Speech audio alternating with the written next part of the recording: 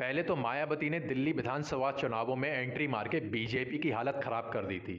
अब हम आपको बताने जा रहे हैं एक चौंकाने वाले राजनीतिक कदम की, जिसने दिल्ली की राजनीति में हलचल बढ़ा दी है। भीम आर्मी के संस्थापक चंद्रशेखर आजाद ने दिल्ली में होने वाले विधानसभा चुनाव के लिए अपने 7 प्रत्याशी दिल्ली में उतार दिए हैं। भीम आर्मी और आजाद समाज पार्टी के संस्थापक चंद्रशेखर ने अभी हाल ही में ऐलान किया है कि उनकी पार्टी दिल्ली में होने वाले चुनाव के लिए पूरी ताकत से मैदान में उतरेगी।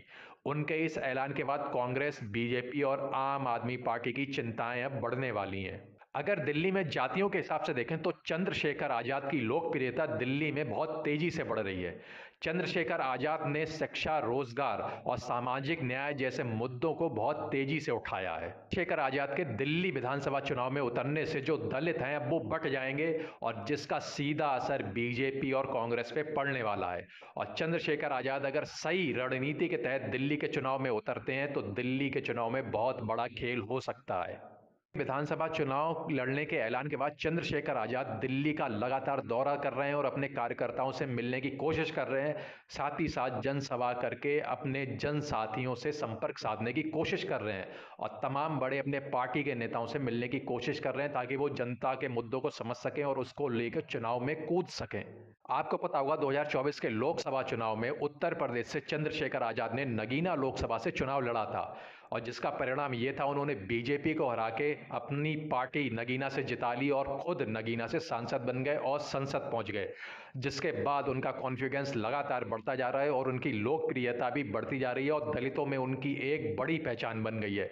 जिसके बाद वो पूरे भारतवर्ष में जिस राज्य में भी चुनाव होता है वहां पे वो अपने पार्टी के सदस्यों को चुनाव लड़ाते हैं, क्योंकि भारत देश में दलितों की आबादी बहुत है और दलितों के नेता के रूप में चंद्रशेखर आजाद ने एक बड़ी पहचान बना ली है। और अब वो दिल्ली में कूद गए हैं और दिल्ली में विधानसभा चुनाव में उन्होंने अपने 7 प्रत्याशी उतार दिए हैं, जिसके बाद से भाजपा, आम आदमी पार्टी और कांग्रेस की समस्या बढ़ने वाली है, क्योंकि दलित वहां पे बट जाएगा और जब दलित बट जाएगा तो भाजपा के लिए एक बड़ी मुसीबत बन जाएगी।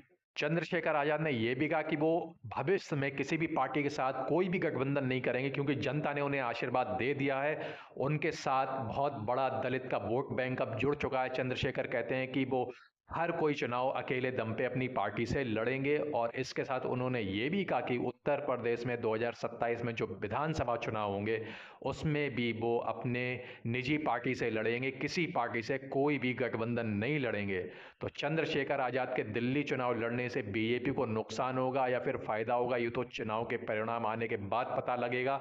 लेकिन जब से चंद्रशेखर आजाद ने दिल्ली में चुनाव लड़ने का ऐलान किया है तब से बीजेपी की समस्या तो बढ़ गई है और बीजेपी लगातार मीटिंगें कर रही हैं। अब चंद्रशेखर आजाद दिल्ली में बीजेपी के लिए कितनी बड़ी मुसीबत बनेंगे ये तो चुनाव के परिणाम आने के बाद ही पता लगेगा।